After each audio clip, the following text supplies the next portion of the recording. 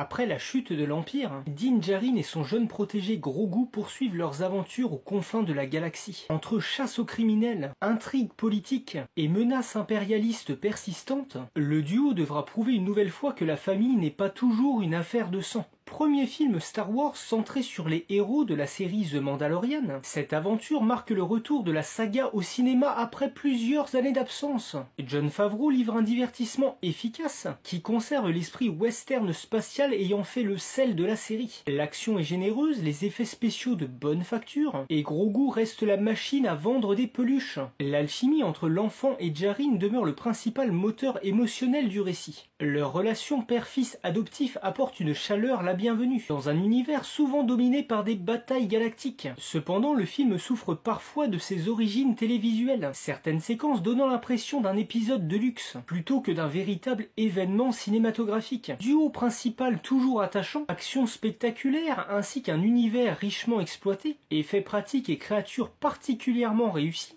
intrigue relativement prévisible, ne faisant que déplacer notre chasseur de primes d'un point A à un point B.